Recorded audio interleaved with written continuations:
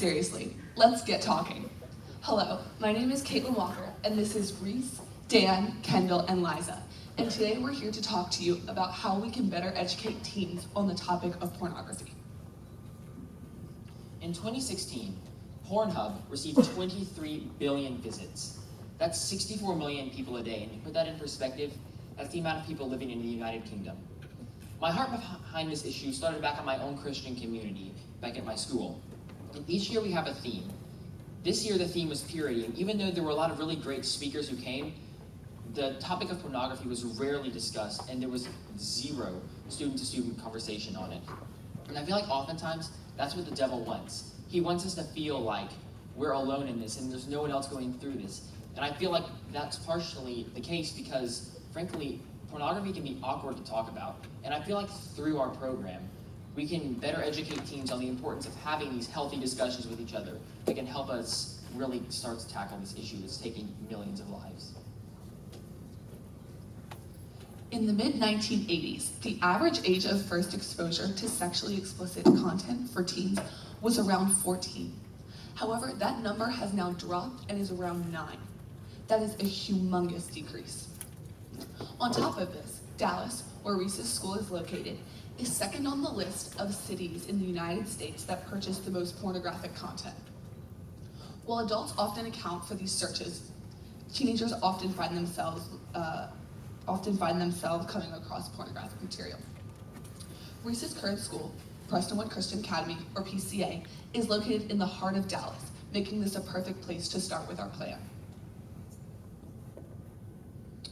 Here's our three-prong approach.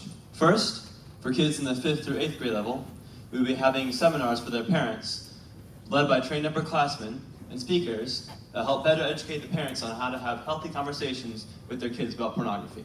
Second, for kids in the 7th and 8th grade level, we will be having panels during chapel, which are age-appropriate and led by trained upperclassmen.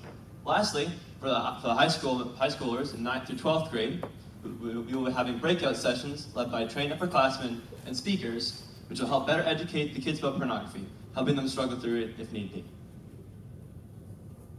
Now, we understand that there are stigmas associated with pornography, and not a lot of us want to talk about it. So attending this seminar might be a challenge. But we have spoken to professionals, and they have reported that the youth are taught at a very young age to fear that our sexual feelings and urges are bad. So we must dispel this fear. We conducted a survey of Prestonwood Christian students, and out of the students surveyed, 71% of us still agreed to take the seminar. Students might also have a fear of honesty and vulnerability, even when they are among their close peers. To quell these fears, we will use anonymous question cards that will be answered in the small group discussions. This practice was implemented in my own school in Dallas with another topic that was awkward for students to talk about. This practice worked quite well, and we plan to implement it for PCA. God Over Porn provides both male and female support groups online. This program has been extremely successful due to the open discussions about pornography. These are just 2 examples of successful discussions and plans that we have researched.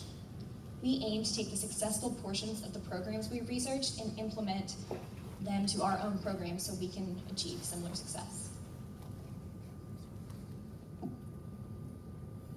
To end our presentation, I'd like to give you some of the logistics behind how we're going to make our program work.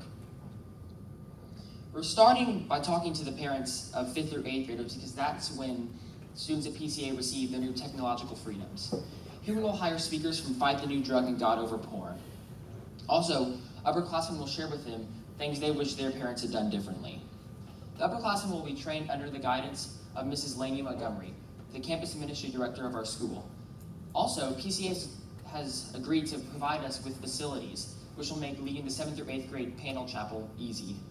Last, we will work with SLI, the Student Leadership Institute, an established organization within the school that holds seasonal small group sessions over a variety of topics. This provides perfect, cost-effective, and small group environment that we hope creates a free discussion where we can better equip teens to confront the issue of pornography. We hope that with this, we can achieve our goal.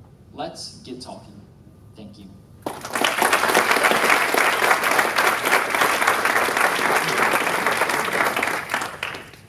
So great job. I wanted to ask you why perhaps perhaps you focused on this, just thinking about the parents, the piece of engaging parents. So why focus your issue totally on this as opposed to more general internet safety? So we know pornography is certainly a challenge, but there's lots of violence online. Certainly you hear about youth being recruited to extremist groups through things that their parents had no idea they were doing online. So why kind of focus on this issue as opposed to engaging parents in more broad internet safety conversations? Well, for me, I'm from a Christian school, and so a lot of times as kids there, we just go around acting like our lives are all put together, and they're not. But I feel like a lot of the issues like you talked about, those are things that we can feel comfortable discussing and things like that. But pornography, that just, it comes with this stigma that no one really wants to talk about, and it can just make it awkward. And I saw that was a huge problem in my